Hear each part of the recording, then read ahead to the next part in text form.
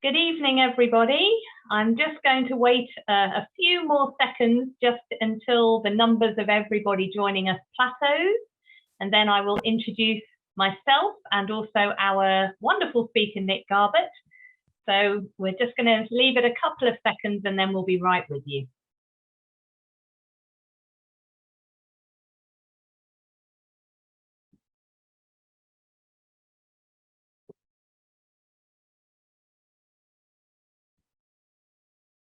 Okay, Nick, I think we're almost there. Reveal yourself. Right, so good evening, everybody. Thank you for joining us for another night of armchair travel, this time to the wonderful Yellowstone National Park in the USA. My name is Helen Bryan. I am a travel consultant here at Wildlife Worldwide and the Traveling Naturalist, and I'm also doing more and more leading, which is rather wonderful. And tonight we're in the company of possibly, one of our most popular photographic leaders, Nick Garbutt. So he is a renowned wildlife photographer. He is an author. He has been guiding for years and years and years, and he's going to be talking to you about Yellowstone. So during the evening, the presentation will last around 45 minutes. You're probably, most of you, familiar with the fact that that can be variable, especially if it's us speaking. But feel free to use the chat and the Q&A arena at the bottom of your screens. And you're not here to listen to me, so I'm going to hand over, without further ado, to Mr. Nick Garbutt. Enjoy. Thank you very much, Helen. Good evening, everyone. A whistle-stop tour around Yellowstone National Park, one of my favorite winter destinations. Obviously, a place that you can visit at any time of the year, or almost any time of the year. There are two shoulder seasons where the park is closed, but I'm going to focus tonight on visiting in winter, which is, I think, certainly the best time to visit from a photographic point of view. And one of the reasons that it's important to stress how different winter is the constraints that the weather and the conditions in the winter place upon you. First things first, though, just a little bit of geography so you know exactly where Yellowstone is if you're not familiar with the location. Often thought to be in Montana, whereas 96% is actually in Wyoming, the northwest corner of Wyoming, as you can see here, right in the heart of the Rockies. And there's a thin slither of the park that's actually in Montana and an even smaller slither in Idaho. I guess what confuses people is that if you visit the park, most of the time you're flying into locations that are in Montana, generally Billings or Bozeman, or occasionally you might come from the south and come in via Jackson. So this gives you an idea of where the park is located within the greater Yellowstone ecosystem, which is a particular area of the Rockies that's dominated by mountain chains. The Continental Divide runs right through the heart of this area, so some of the water will flow east to the Atlantic, and the other side of the divide, of course, water flows west to the Pacific. But two national parks that are adjacent to one another, Yellowstone being the main one, and then Grand Teton to the south. But as you can see from this map, there's a much broader protected area and ecosystem that forms the greater Yellowstone ecosystem, with Yellowstone, the park itself, at its heart and its core. Now, one of the things I need to stress, of course, is that winter is a very different time to visit Yellowstone in terms of how you're able to access the park, how you're able to travel around the park, and therefore how your visit is put together, pieced together, and so forth. The park is obviously relatively straightforward to visit during the spring, summer, and early autumn months, but winter is a very, very different matter indeed, and the constraints that the weather places upon you and the conditions dictate how you're able to visit the park.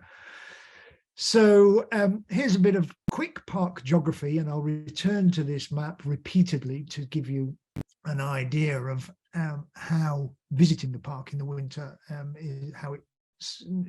the necessities of it. So as you can see, 5 entrances, although in the winter, if you are driving a regular vehicle, there is only the north entrance that you can enter through, because the only road that is kept open for regular road vehicles is that road between the north entrance and Mammoth, Tower Falls, and then up to the northeast entrance. That's the only bit that's ploughed. So you can enter the park in your own vehicle or a regular road vehicle at the north entrance, drive along that road up to the northeast entrance, then you have to turn around and come all the way back because the road is not ploughed beyond. All the other roads in the park, or those that you are allowed to be on during the winter, are only accessible by over snow vehicles, snow coaches or snowmobiles. So in the course of or in the context of a photographic tour, we're talking about snow coaches. So those constraints very much dictate how you're able to visit and access the park and the various places that you're able to stay and visit, etc. So I'm going to go through the way our photo tours are constructed, which allows you to see the various parts of the park and access them in different ways. The initial part of the talk is going to concentrate on that bit that's open to regular road vehicles. So northeast entrance to Mammoth to Tower Falls, northern entrance to Mammoth to Tower Falls up to northeast entrance. So this is the famous Roosevelt Arch at the north entrance at Gardiner. And as you can see, this is a point of access for regular road vehicles on a daily basis. You can stay at the hotel in Mammoth. Personally, I don't see there's any point. It's an expensive place to stay and it doesn't really gain anything. So we stay just outside the park in the community, in the little community of Gardiner, and then travel in each day past the Roosevelt Arch and onto that road that I've mentioned. And the Northern Range, as it's known, that northern part of the park has a very different feel to much of the rest of the park, which is generally referred to as the interior. It's lower in elevation. It's at about just under 2,000 meters, 6,500 feet, something like that in elevation. And because it's lower, the sorts of things that you may encounter and the habitat and the general landscape is a little different to the park interior. One of the first species you're likely to see in and around Gardiner are pronghorn antelope, which are almost absent from the interior of the park, but because there's lower elevation with grazing that's accessible, you'll often see pronghorns in and around Gardiner and the park entrance. This is the route in, of course, to exploring one of the main geothermal areas of the park, Mammoth Hot Springs, which are beautiful limestone and travertine features that have developed over millions of years as water has bubbled out of the ground through limestone, dissolved the calcium carbonate, and then it's obviously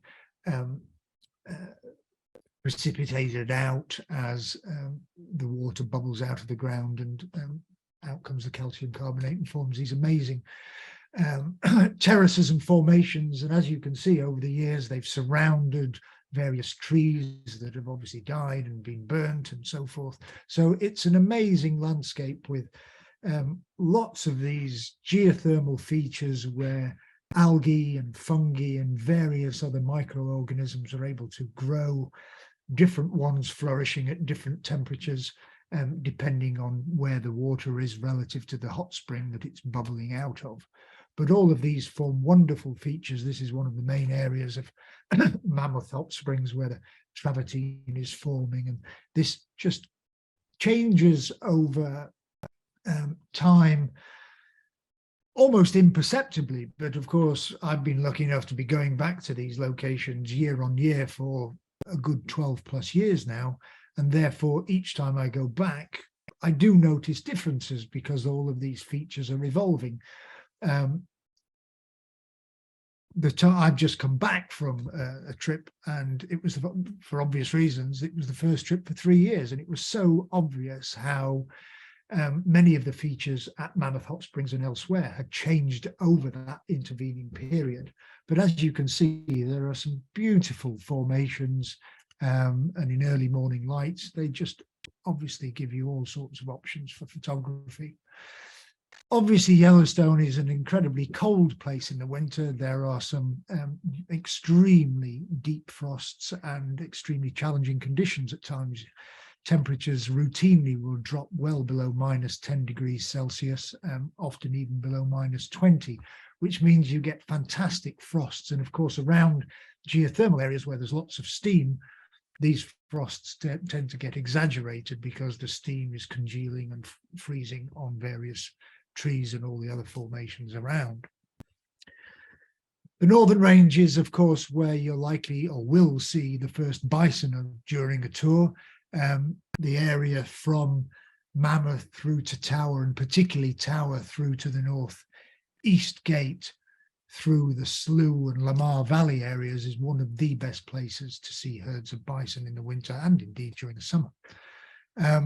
This is the Lamar Valley, which is one of the most beautiful parts of all the park, but particularly the northern range, often referred to as North America's equivalent of the Serengeti, because particularly in summer, there can be vast herds of bison and elk and other grazing animals that are the closest window back in time to what the Great Plains of North America may have once looked like pre-European colonization. Beautiful frosts again early in the morning. This particular shot was taken when the air temperature was certainly well below -20. So even mid-morning, the frost is still just as it was during the middle of the night, and stunningly beautiful. And as you can see from this, it's just a magical winter frost-covered landscape. So not only is a trip to Yellowstone in the winter about seeing the wildlife and photographing the wildlife, it's every bit as much about the landscape and the environment and the photography opportunities that affords. So herds of bison in the Lamar Valley now. Obviously, winter is very, very different to summer, and bison are really living at the edge. If you compare bison in the summer, where they're living in the land of sort of milk and honey, almost green and plentiful, grazing is wonderful, and they're full of sort of vitality, looking at their healthiest, fittest. In the winter, they are so different. They are on the edge of survival because they are living on such meager grazing. And obviously, life is really challenging. You can see from this particular bit of video how exhausting it is for this huge male bison simply to plow through the snow and get from A to B. And then when they find somewhere that they need to graze, they have to bulldoze the snow out of the way using their incredibly strong neck muscles so they can simply access the grazing. And of course, all of this adds to the energy deficit that they're having to live under during the winter months.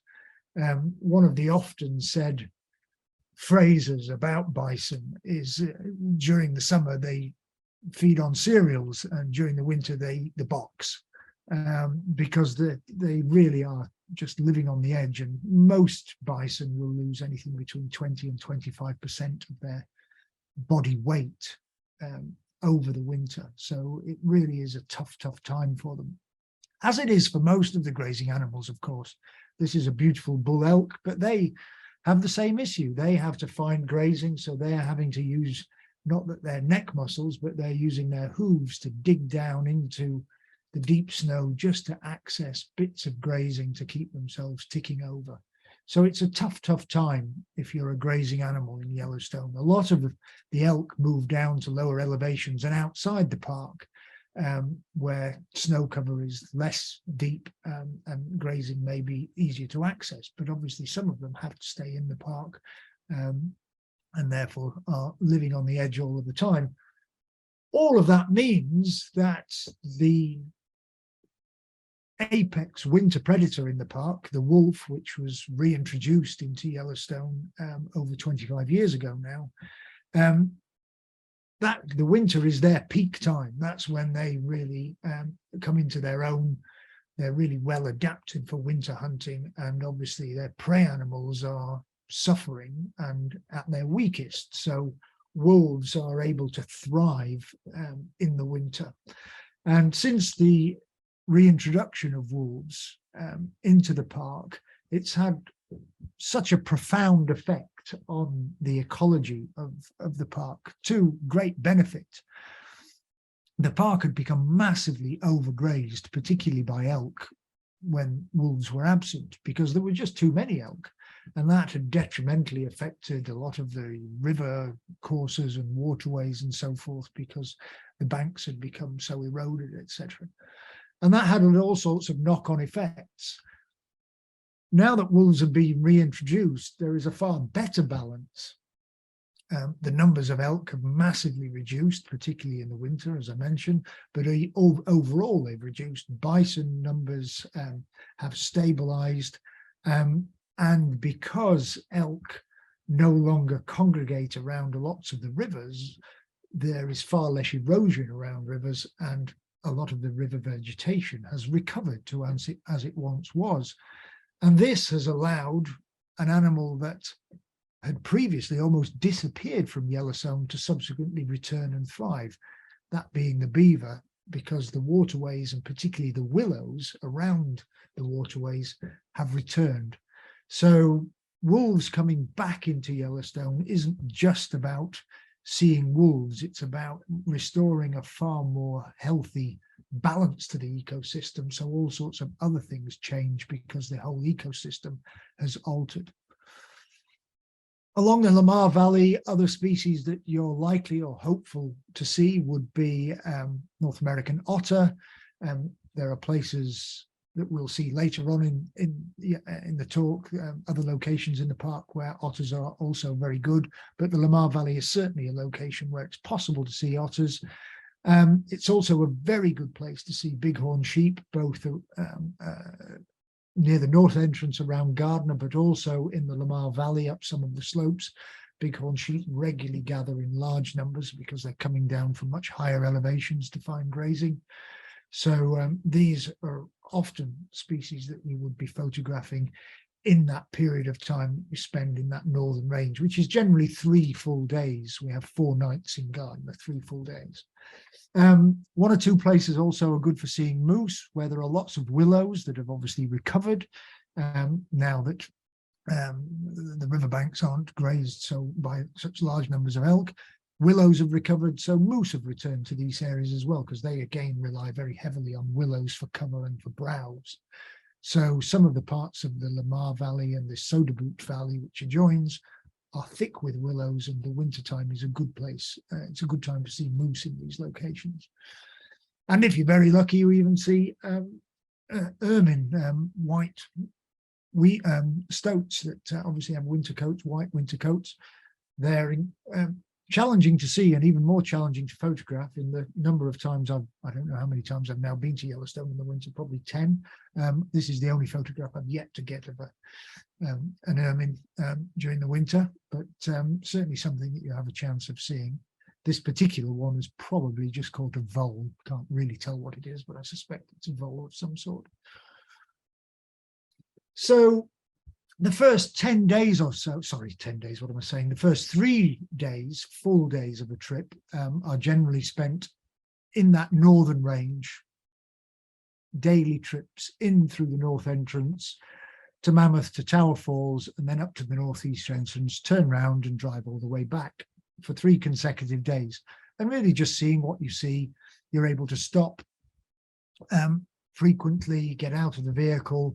Most of the photography, if not all of the photography, is done outside vehicles, so you're just using the vehicle to get from one location to another then getting out of the vehicle to take pictures when you find or see something that is of interest. Moving on from this particular for the northern range, once you start accessing the parts of Yellowstone further to the south, then everything changes because you're no longer able to use a regular vehicle. You have to change to using over snow vehicles. So this would be an example of one of the snow coaches we would use for the subsequent 4 days after being in the northern range. And we would initially transfer from the Mammoth area and then drive that road that goes due south down to Norris, and then along to Madison, and then along to Old Faithful, where we would then stay. So you would spend the best part of a day in a snow coach driving between Mammoth, Norris, Madison, down to Old Faithful, seeing whatever you see en route, and then spend 4 nights at the snow lodge at Old Faithful. So these are obviously very comfortable vehicles to be in. Again, once you're on snow roads where over snow vehicles are the only option other than a snowmobile, you can again stop anywhere you want, get out and look, see whatever. And once you get into the interior of the park, then, as I say, the landscape changes yet again to just amazing, beautiful, pristine high meadows. This is an example of one of those, Gibbon Meadows, which is between Norris and Madison. This is a place where wildlife often abounds, but just an example of the sorts of things you might see on that journey. Here's some bison crossing the Gibbon River. One of the features of many of the rivers, if not all of the rivers, of course, in Yellowstone, is that to a lesser or greater extent, they don't freeze. Some of them freeze, but at least freeze on the surface, but some of them don't freeze at all on the surface because, of course, they're being fed by hot springs, so the water temperature stays relatively high. So here you can see bison crossing the lower Gibbon River, which is fed by multiple warm water thermal features. So the water here never freezes. And there are several other rivers that I'll mention where that's the case. There are rivers where the upper surface does freeze, which we'll come on to later. Anywhere along a river, you are likely possible to see bald eagles. And as I've just mentioned, you would then complete that journey during the day, going from Mammoth to Norris to Madison, finishing at Old Faithful, where we would then be based for a further 4 nights. The primary reason for basing yourself at Old Faithful is to take advantage of what's around Old Faithful itself, which I'll come on to, but also to really concentrate over a 2-day period using snow coaches. That bit of road between Old Faithful and Madison and where that 14-mile marker is on the road that goes down towards the west entrance. That particular area, which is the Firehole Valley and the Madison Valley, is another real wildlife hotspot, and also the part of the park which has the greatest concentration of geothermal features and some of the most famous geothermal features.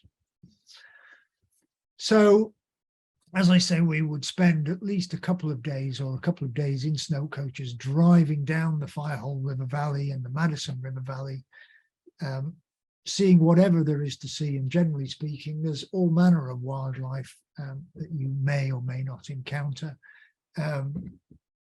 This used to be called a Canada goose. I recently learned on the trip this year, in fact, that the birds that are found in Yellowstone have been reclassified as a different species. They're called cackling goose now, on the basis of being slightly smaller and 1 or 2 other features.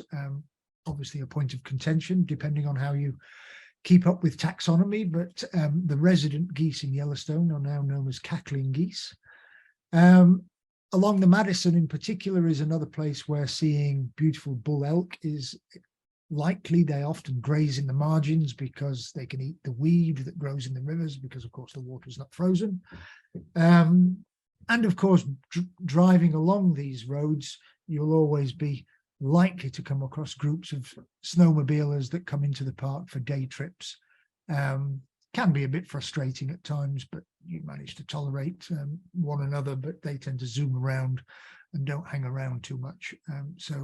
The numbers are very tightly controlled in the park, particularly in the winter. So you can only go into the park on authorized guided excursions with relatively small numbers of people.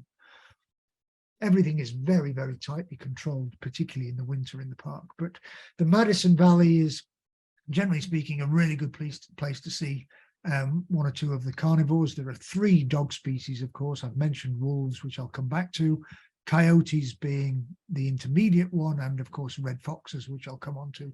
So the Madison Valley, because there are always elk and bison, is a good place to see coyotes that move up and down the valley looking for whatever food they can find. They will scavenge, they will hunt, whatever it may be. They're often associated with bison herds, generally speaking, because where bison are digging, they will sometimes disturb rodents that have tunnels underground and so forth, voles, whatever they may be. So you'll often see coyotes and indeed red foxes hunting in and around bison herds, hoping to take advantage of something that the bison might disturb. They'll also hunt actively themselves as well. Here's a coyote that's trying to dig out, one assumes, a vole or something else under the snow.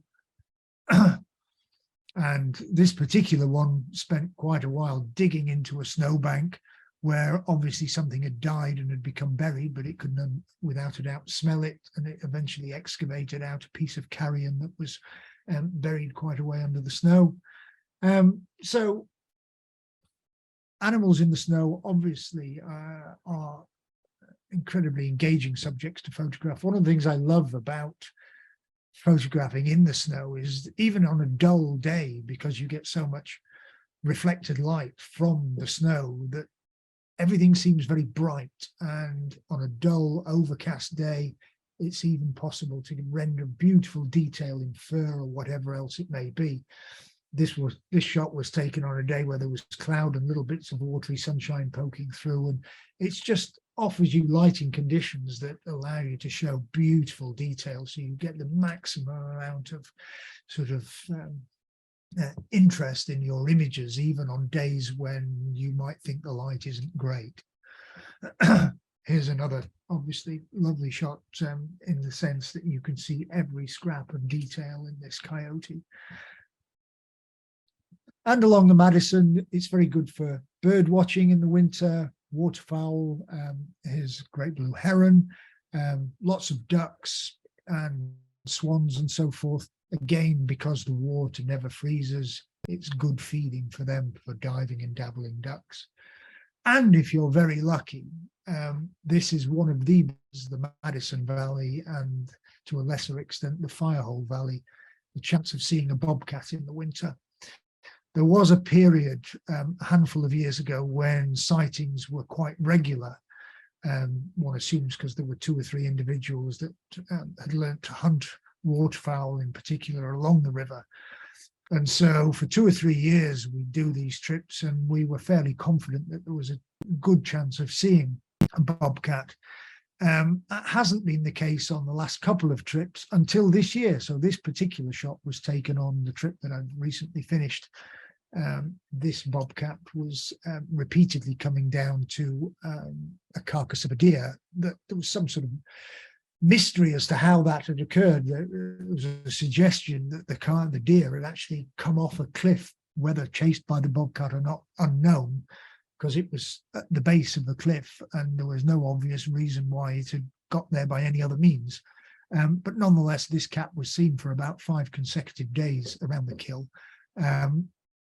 As you can see, this sort of sighting isn't common by any stretch of the imagination. This is a rare sighting to get something like this, but it was one of the highlights of this year's trip, without a doubt, to see this bobcat and actually see it doing something, which was lovely. These shots were taken several years ago when the bobcats along the Madison were seen with greater frequency. So I was lucky enough over the course of a couple of years to get a number of really nice shots, several encounters with different bobcats, and they just are such beautiful creatures. But I think really do look at their best in the snow, not only because the snow sets them off so nicely, but also because, of course, in the winter their coats are so much more luxuriant. So they really do look at their finest.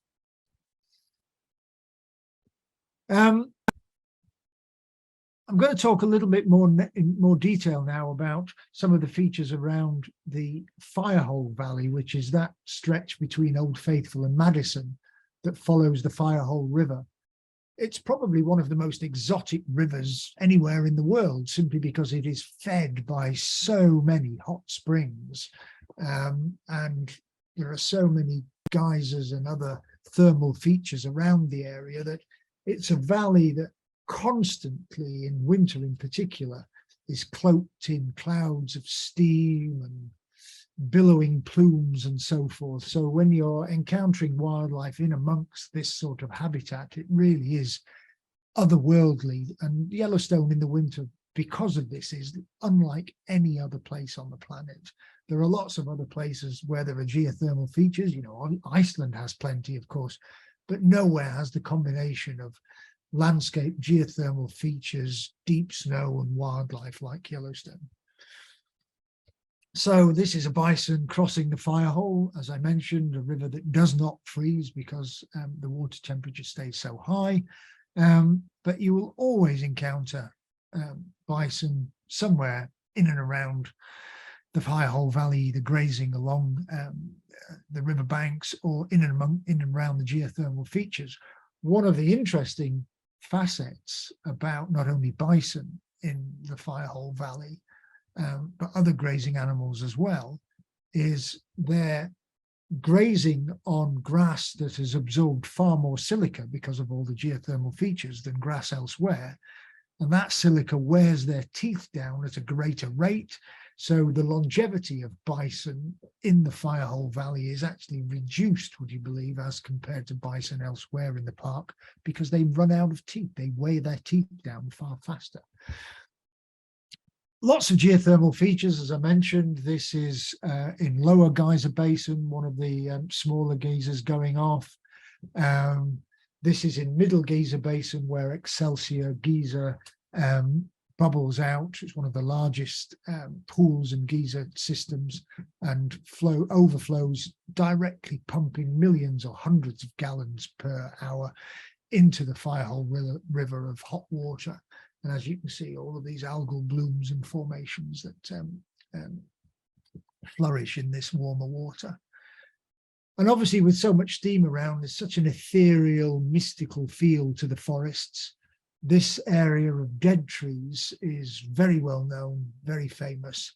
I'll come back to it in a moment, and it's the product of the way geothermal features have altered over time. But wherever these dead trees occur, of which there are lots in the Firehole Valley because of the way geothermal activity has altered watercourses, etc., there is always opportunity for really stark photography. Even though this is a color image, it might as well be a black and white image. So you're often thinking in those sort of monochromatic terms.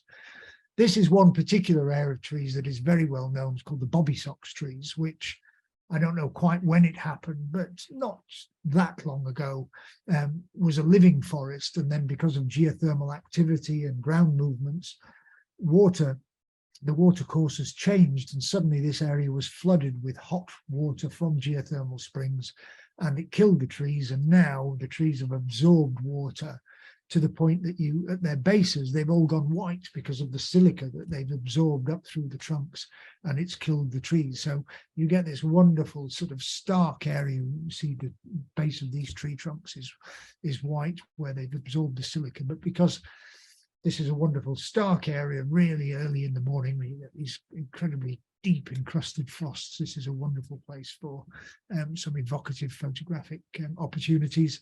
On really nice, crisp, bright, sunny days, obviously lots of patterns and arty stuff. You can do impressionistic stuff. It's really down to your imagination how you interpret what's going on. Very much lends itself toward black and white, of course. Even slow shutter speeds doing motion blur, arty things with trees. But all of these things are sorts of things you get repeated opportunities to practice. A little higher up the Firehole Valley, towards Old Faithful itself, you really do get an impression of just how many geothermal features there are in this particular area, just dozens and dozens and dozens. Another good place to see coyotes, because there are lots of bison and because there's a community around Old Faithful Snow Lodge, and there are people, of course, some of the coyotes come into the area to scavenge as well. So there's certainly an option or a possibility of photographing animals like this in amongst the geothermal features.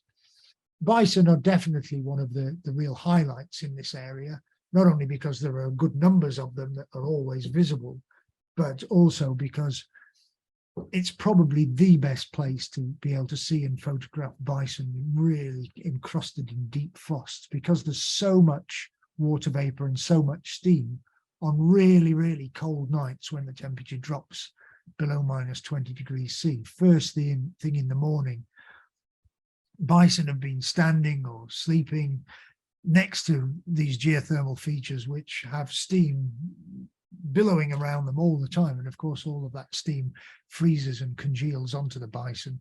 So first thing in the morning, they just look utterly amazing when they're frost covered. So if you are fortunate enough to be at Old Faithful when there's a really, really cold night, it's wonderful to be out at first light, just before 8. And you'll have about an hour or so before the sun comes up and starts to melt the frost that's on the bison. And if you get opportunities like this, obviously it's wonderful. This is Middle Geyser Basin, one of the most spectacular thermal features, grand prismatic. As you can see, this shot was taken in the winter, but on a relatively warm day, which is why you can actually see some of the giant pool and hot spring. On most days in the winter, when it's really cold, the steam is obviously way more exaggerated, so you just do not get an appreciation of what this spectacular spring is like. That it's roughly circular. I'm going to show you a picture that was taken in the summer, not my picture. This is one I picked up from the internet, but that pool is over 70 meters across, just to give you an idea of how spectacular this is. But you really don't get an appreciation of this in the winter, because most of the time it's just cloaked in steam. So this is the Old Faithful area, the famous Old Faithful Lodge. The Snow Lodge is towards the rear there, just out of view, which is the only one that's actually open during the winter months. It's the only one that's got proper insulation to be operable in the winter.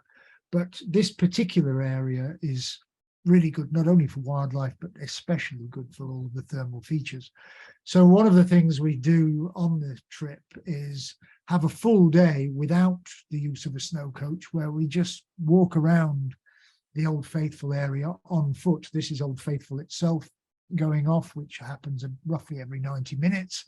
But as you can see from this map of all of the paths and trails, there are lots of other really interesting thermal features, geothermal features, all within a relatively short walk of Old Faithful and Old Faithful Snow Lodge. So a full day wandering around here on the trails that exist with your camera is thoroughly enjoyable and very productive for all manner of reasons. So again, you're following the upper Firehole River, lots of features visible along the river.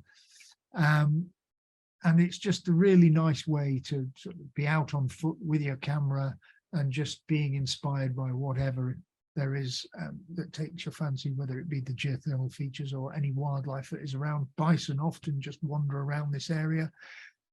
This is one of the really crystal clear pools, as you can see, crested pool, which is very easily accessible.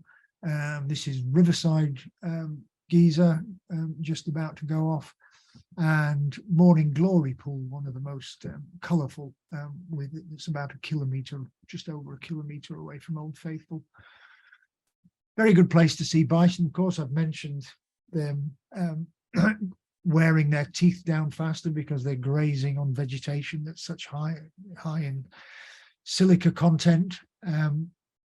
But they're living in and around all these swirling mists again. So again, lots of opportunity on cold mornings to get snow-covered and frost-coloured bison around Old Faithful. And again, this is something that you're able to do on foot. Obviously, there are quite strict rules on how close you should be able to approach bison.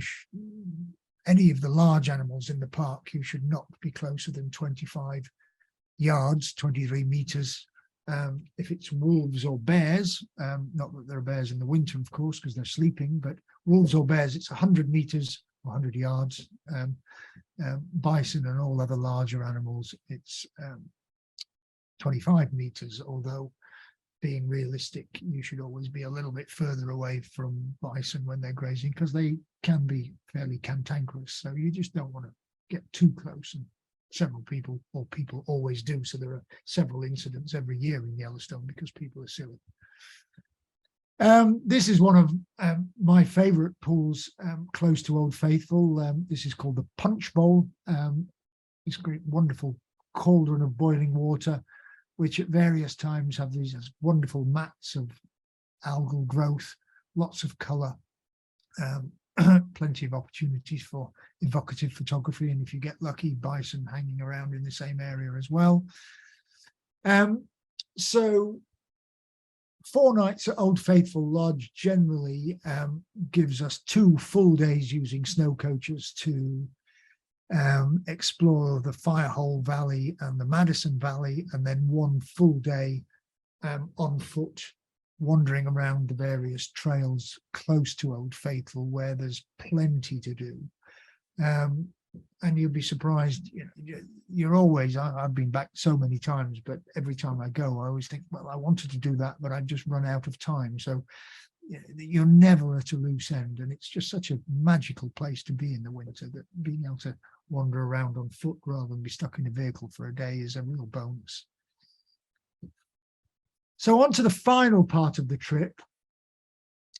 Just to go backwards, the final part of the trip is based at Canyon. And here we change vehicles again to travel from Old Faithful back to Madison, back to Norris, and then from Norris along to Canyon. And we switch into this type of snow coach, which is operated by the people who run the yurt camp that we stay at Canyon, which I think is the highlight of the trip. I think it's an utterly magical place. On the journey, we get a chance to stop at various features that we may not have stopped at en route. These are some of the waterfalls down the Firehole, and this is along the Gibbon River. Always points of interest. Back into Gibbon Meadows that I mentioned earlier. I'm going to mention wolves at this point simply because this is a location that I've seen wolves on 2 or 3 times, and where I've had one of the best sightings. You can obviously encounter wolves at any time you're in the park, because the various packs do cover most areas that are accessible in the park. What I would say is that in recent years, close wolf sightings have become more challenging in the park, since hunting of wolves was allowed, since they were taken off the endangered species list. Wolves are now able to be hunted once they're outside the park. And that, of course, has meant that pack dynamics has altered, and wolves have become a little more wary. So getting really close sightings that once, I would say, was more likely is less likely now. You're still likely to see them, but they're likely to be at a distance. So one of the best sightings I ever had was close to Norris on the transfer between Old Faithful and the camp at Canyon, where these 2 animals were seen. Excuse me. This just gives you an idea of the known packs, the dynamics of which change year on year. This obviously relates to 2021. The maps for 2022 haven't been published yet, but they're broadly similar.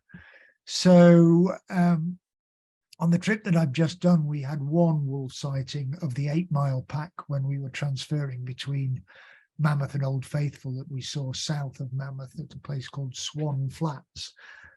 We saw 9 animals, albeit they were about probably a kilometre away. So we were looking at them through the telescope primarily. It was possible to get images, but obviously not of any great consequence. The animals that I've just shown you and are about to show you some more of were the Wapiti Lake pack, which, as you can see, has the greatest, covers the greatest area, has the biggest territory, and are often seen in various places, including around camp in the Hayden Valley, which I'll come on to. Sometimes the Molly pack are seen there, but as I say, the dynamics of the wolves in the park changes year on year. So this just gives you a rough idea of which packs you may or may not encounter in various places. This was the Wapiti Lake pack. This was a sighting about 4 years ago where they'd killed a bison relatively close to the road and therefore were very visible. As you can see, several individuals have collars on so they can be radio tracked.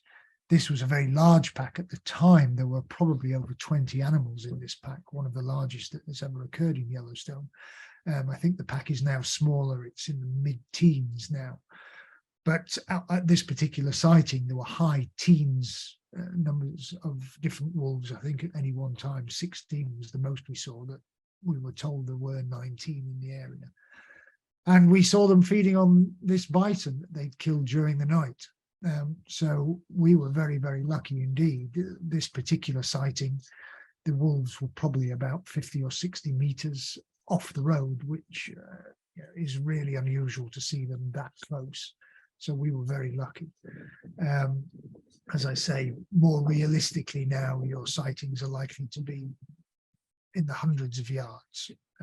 But once in a while, of course, luck can be with you and you'll get a much closer sighting.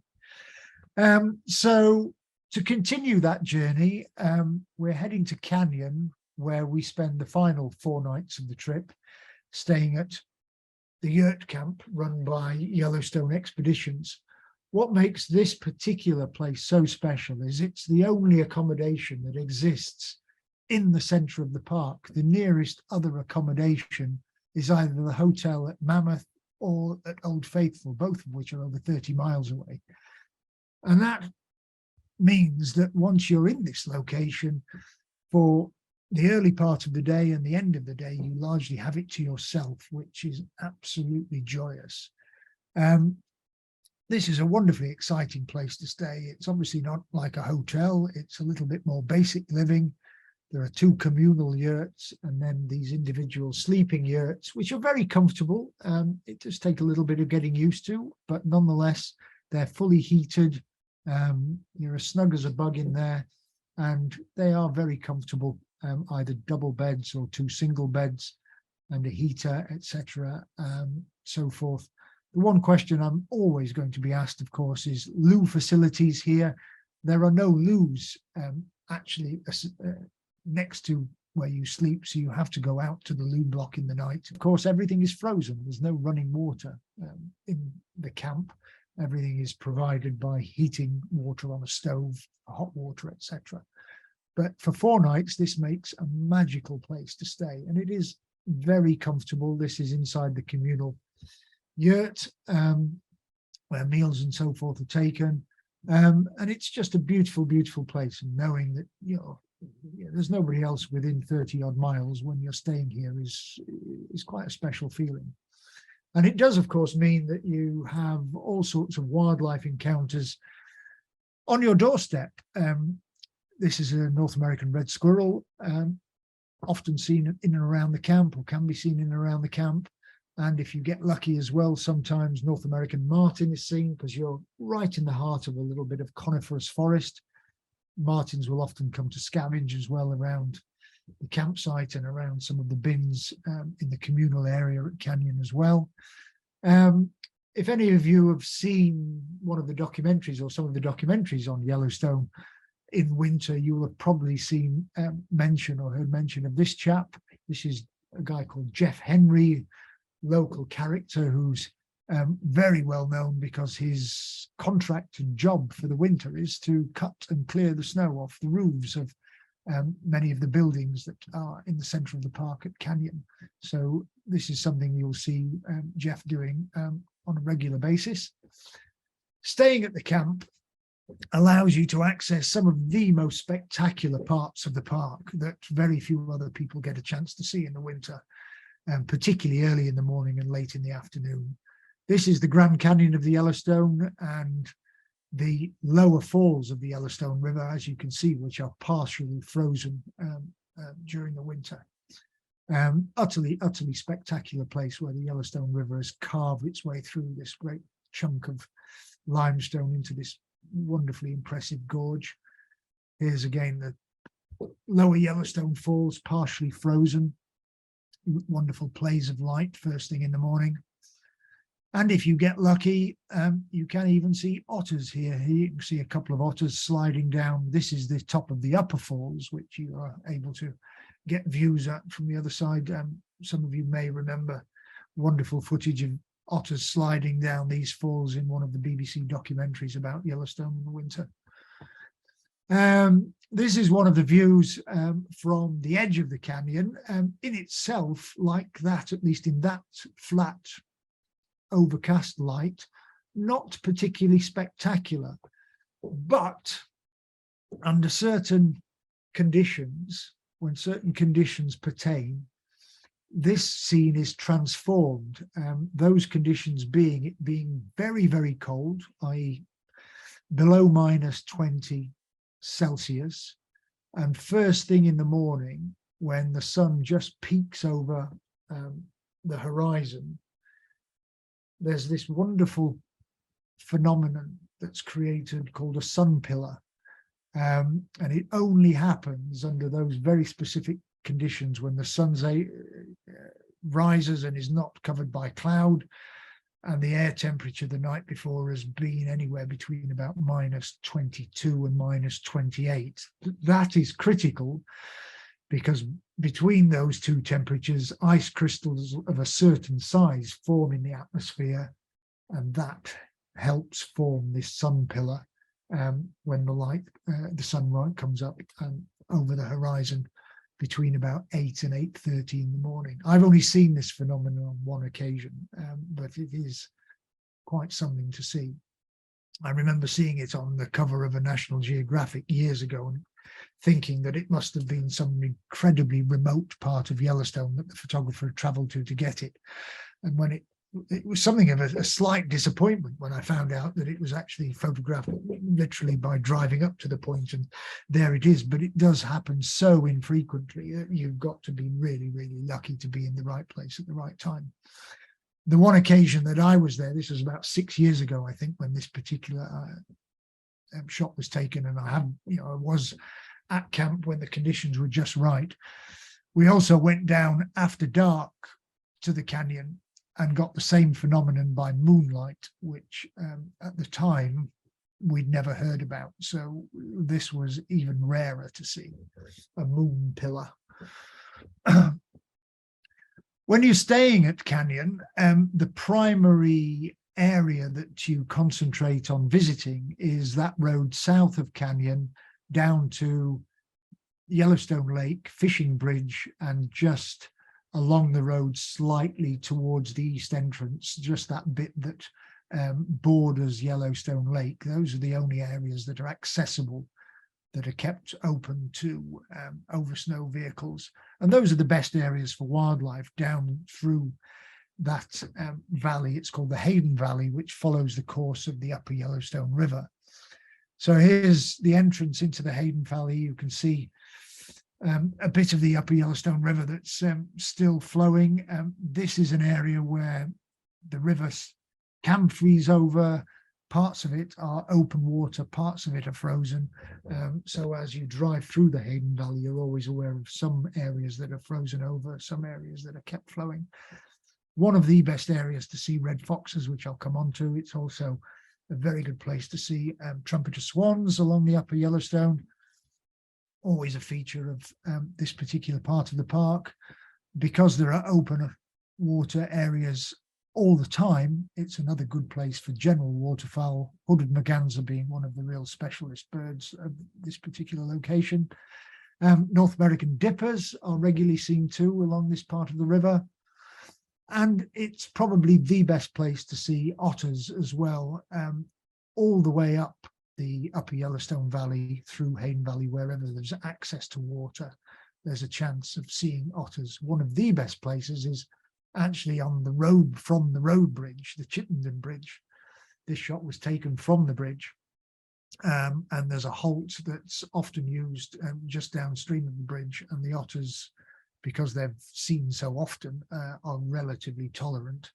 So here are some shots of, this was from 1 or 2 years ago, of otters just below Chittenden Bridge. These particular bits of video were taken a couple of weeks ago, again from Chittenden Bridge. This is almost certainly 3 kits and their mum that had just reunited. So they've become adult, moved away, and then come back to play with mum and see mum.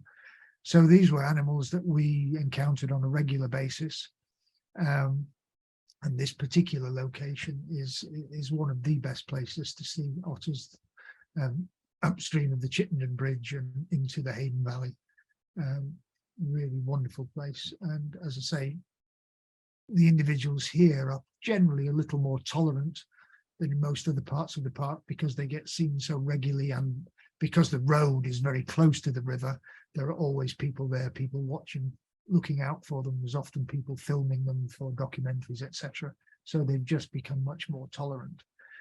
Moving into the Hayden Valley itself, an utterly stunning valley, especially in the winter. Here you can just see a wolf in the bottom left corner.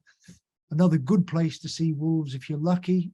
We didn't on the recent trip, although they were seen in the Hayden Valley by other people while we were there. We just missed out. But a place that you can see either the Wapiti Lake Pack or the Molly Pack from time to time. One of the wonderful things about Yellowstone in general in the winter, but particularly the Hayden Valley, which has vast expanses of beautiful, pristine snow, is that it's so good for looking at tracks and deciphering what animals have done. It's one of the great joys of a trip to Yellowstone, is that there's so much more of a story that's revealed by animals, even if you don't actually see the animal itself, because they leave their tracks and you can piece together an individual's movement, a group of animals' movement, and try and see how one relates to another. Simply identifying tracks in itself is interesting. I'd be interested to know how many of you might know what this is. Some of you, I suspect, will, but it's not obvious and intuitive what this might be. An animal I've never actually seen on however many 10 dozen trips to Yellowstone in the winter. See tracks all the time, never seen the beast itself. This is a snowshoe hare. And these next handful of slides are the 3 different dog species, and these shots were all taken within about 20 yards of one another. One morning. We don't obviously know exactly when each animal moved, but they were all from the previous night. So this is fox track. A little further along the way, a coyote track, and you can see that it just goes a little deeper into the snow, causes more disturbance, a bigger track, and then a little further up the valley, a wolf track, deeper still into the snow and much more direct. And off to the left, you can see fox tracks as well. There's no way of knowing exactly when these animals move, but simply being there in the morning and being able to piece this together is just another element of the trip and try to work things out. Hayden Valley is also a place that you can get some pretty extreme weather. This was a few years ago when we were caught in a blizzard. So it's always a question that gets asked, how long are you staying outside in cold winter conditions? Well, you're always adjacent to the vehicle. So if you do get cold at any time, you do start to feel uncomfortable, it's always possible just to get back into the vehicle, warm up, gather yourself, get yourself comfortable before you go back out again. So, there's never a requirement that you're spending long periods of time out in the outside world in the cold unless you choose to. And of course, on fine days, even if it's very, very cold, it's just a beautiful place to be. The landscape photography in and around the Hayden Valley is wonderful, as you can see, these wonderful cloud inversions early in the morning. Trees often provide really good focal points, especially when covered in early morning frost, and lovely cornices that have formed when strong winds and so forth blow. This is a very famous tree that's photographed time and again from the Hayden Valley, with wonderful snow and storm clouds behind.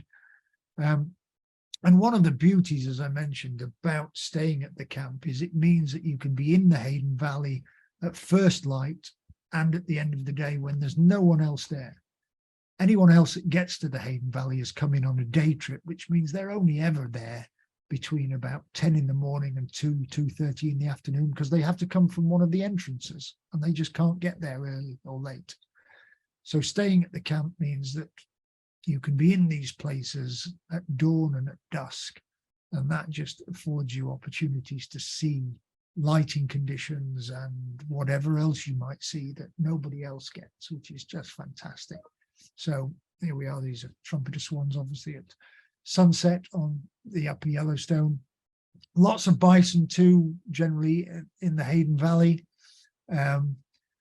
Lots of good photographic opportunities, very stark conditions and snow, big herds of bison often. And of course, on very cold mornings, more opportunity for frosty bison. There are lots of geothermal features in the area as well. At the end of the Hayden Valley on the way up to Yellowstone Lake, there's an area with lots of features around Mud Volcano. Another good place to see bison grazing. Coyotes are often there around the bison, and because of the geothermal features, where snow's melted, it's often good hunting for them. So here's a coyote hunting in amongst the geothermal features at Mud Volcano. And because the river is flowing, it's not frozen over, it's another good place to see bald eagles too. The Hayden Valley, I think, is the best place to see red foxes, which is one of the most sought after sort of Yellowstone winter sightings. Sadly, on the recent trip, we didn't see any in Hayden Valley, but on all previous trips, we've always generally had really good encounters with foxes. Often around bison, not necessarily, because others will be spending time hunting rodents and looking for voles and so forth under the snow.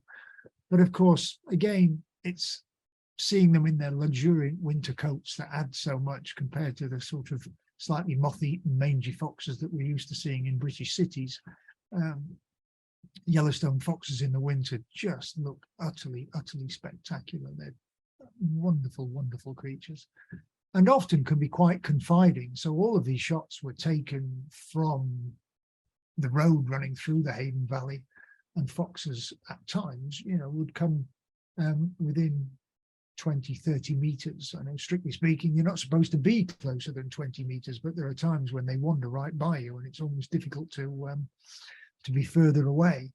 But it certainly affords you plenty of fantastic photographic opportunities when these things happen.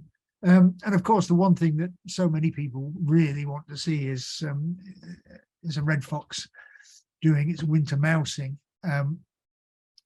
Here's a bit of video I got a few years ago of one, and you can spend hours just following them around, watching until they obviously listen for something, and then hone in on exactly where it is and get their just rewards. Not always successful, of course, but it's really nice to see them do it, and from time to time be successful. And of course, it gives you opportunity for a bit of photographic fun, constructing a montage in Photoshop to show the sequence. I've done this a handful of times, but this is always something that you're really hoping for a chance to do on a trip to Yellowstone, particularly in the Hayden Valley. I'm just going to finish off by mentioning briefly Grand Teton National Park, which isn't somewhere we include as part of the trip, but I would recommend anyone considering booking the trip to Yellowstone considers adding on as an optional extension, because it does have a lot to offer. It's a stunningly beautiful place, rather different in character. Wonderful mountain range, the Teton Mountain Range, which is one of the most spectacular standalone ranges in North America. And it's a good place to see not only bison, but other wildlife, coyotes, moose in particular, are often seen because it's at lower elevation. And indeed, if you get lucky, you can see wolves as well. So it's always somewhere I would advocate you consider and an option that you look at if you wanted to extend your trip to Yellowstone in the winter, because it certainly offers something a little different and something else. I feel like I've been speed talking because I knew I had so much to get through, but that about draws to a close a sort of summary of tours to Yellowstone. As you can see from this graphic, we have a couple planned in a couple of years' time, details of which will be available shortly. I'm going to hand back over to Helen now, who's going to obviously take us through the Q&A and whatever questions you may have. Helen. Well, hello. I think I've hit something, so I don't know that you can actually see me, but hopefully you can hear me. I can certainly hear you, Helen. Don't worry, I can hear you. That's not unusual. Right, well, Nick, I'm just going to... Right, okay, Mark H has literally just summed up the last hour in a series of wonderful words. Beautiful, brilliant, wow, amazing. Louise is just like, wow, these images are amazing. So I don't think an hour and 10 minutes has ever gone by so quickly, Nick. So thank you ever so much. Spectacular has just come in.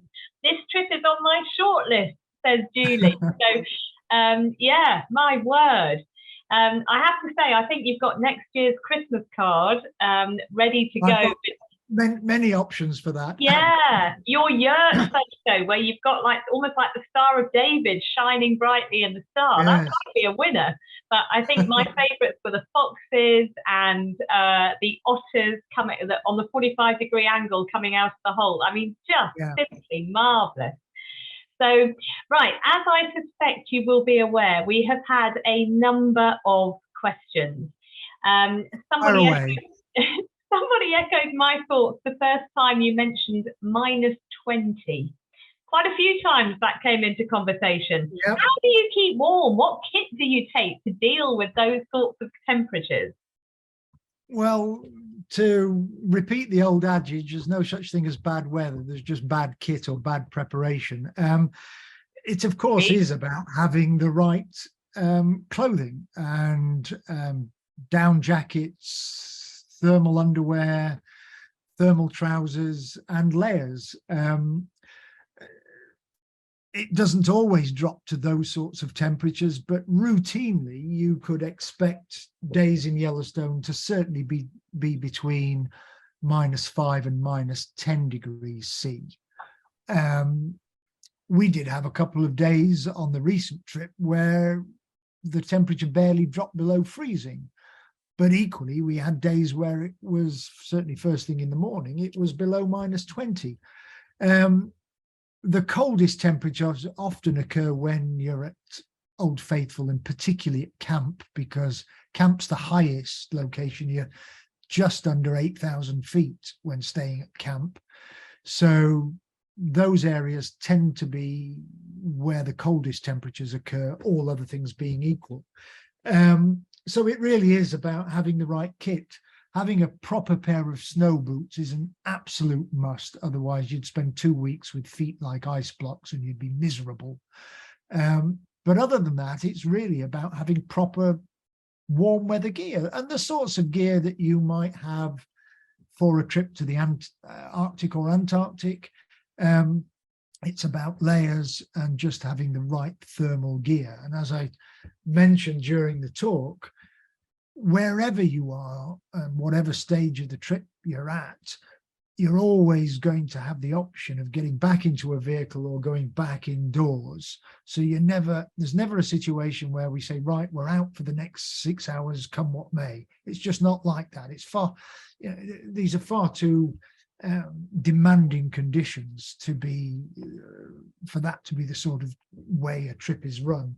So it's primarily vehicle based, except for that one day that I mentioned where you're doing things on foot around Old Faithful, in which case it's your choice how much time you spend outside the snow lodge or inside the snow lodge.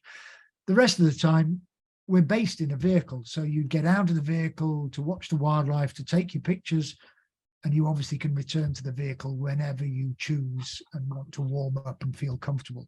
But if you want to spend a good chunk of time outside, obviously it is about having the right kit. And just to finish off, and the risk of scaring some people to death, the temperature can drop even lower. I've stayed in camp on a couple of occasions where it's been below -30 first thing in the morning. So it is mighty chilly, but the camp's heated, the little yurtlets are heated, and of course the vehicles are heated. So with the right preparation and the right clothing, the cold temperatures shouldn't be a major issue. Brilliant, thank you. And we will of course provide a kit list Indeed. prior to departure. But it's not just about how you keep yourself warm. Obviously, as a photographic departure, how do you keep your kit in good working order? Which also leads on to a second question from Moira, who said, when you're in the snow coaches, is the temperature regulated to be at a lower temperature so that your equipment doesn't mist up, please? So if you can just sort of talk through how to keep your kit in good working order. That's always an issue, and again it's one of the things that we would discuss on a trip, because as Moira's mentioned, if you have the snow coach too warm, when you've been outside in the really cold temperatures and you bring your kit back in, it will just fog up.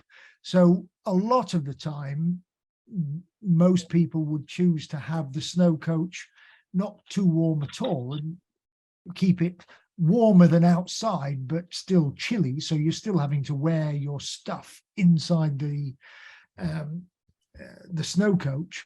But it then means that when you bring your equipment back in, that it's not suddenly going to fog up because it's being hit by warm temperatures. It sort of gradually comes back up to temperature.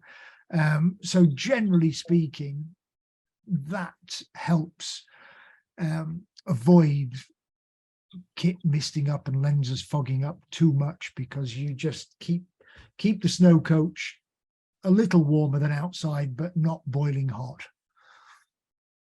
Okay. Do you need crampons? No, not at all. The only time you would perhaps need something other than regular snowshoe footwear or snow boot footwear, not snowshoes, not snowshoes as in the sort of tennis racket type things you put on your feet. You have an option of either renting or buying things called yak tracks, which are sort of spiral metal devices that fit to the soles of your boots. And they do mean that walking around under icy conditions, your footing is much more stable. So on that day where we walk around Old Faithful, some people rent them. On the last trip, some of the people we were working with were kind enough to lend us theirs. So we were able to provide them for those members of the group that wanted to use them. So that's an option, but ordinarily on a day-to-day basis, that's not required. Fabulous. Coming back to kit, what about battery life in the cold weather? Again, it's something that you need to be mindful of. I will always keep spare batteries warm in a pocket, because battery life certainly is compromised in the cold conditions.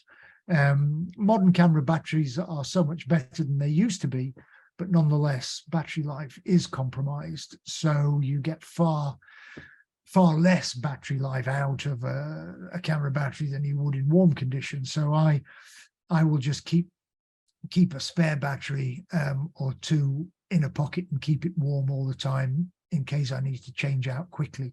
And often a cold battery will come back to life once you've warmed it up anyway. But it's just a good idea to have spares on hand that are warm just in case that were to happen. Brilliant. Thank you. Right. Final question, unless any flurries come in now that I've said that final word.